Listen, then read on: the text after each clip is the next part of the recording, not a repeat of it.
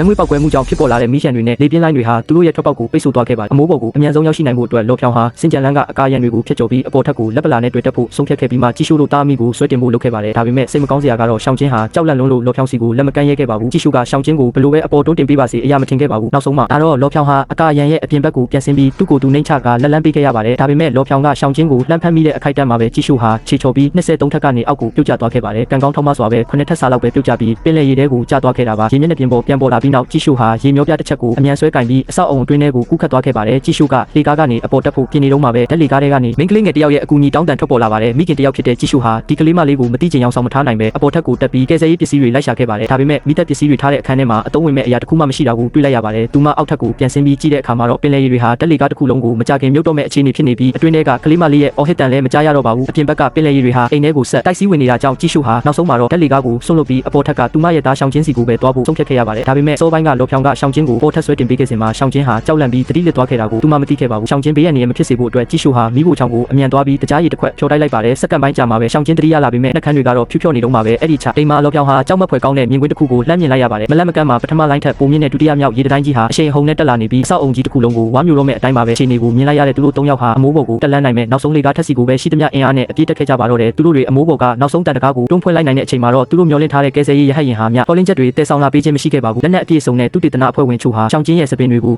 အတင်းအဓမ္မရေးပစ်ပြီးသူ့ကိုခေါ်ဆောင်သွားဖို့ပြင်ဆင်နေကြတာကိုပဲတွေ့လိုက်ရပါတယ်ဒီအချိန်ကျမှပဲရက်ဆက်လာတဲ့အမှန်တရားကြီးပေါ်ပေါက်လာခဲ့တာပါတကယ်တော့ရှောင်းချင်းဟာကြည့်ရှုရဲ့တားရင်မဟုတ်တယ်လို့ပုံမှန်လူသားတစ်ယောက်လည်းမဟုတ်ပါဘူးရှောင်းချင်းဟာသူတေသနဌာနကခင်မီဇီဝနည်းပညာနဲ့ရာစနစ်တို့ကိုအသုံးပြုပြီးမွေးမြူထားတဲ့လူသားမျိုးနွယ်တစ်ခုဖြစ်ပြီးလူသားကမ္ဘာယဉ်ကျေးမှုကိုဆက်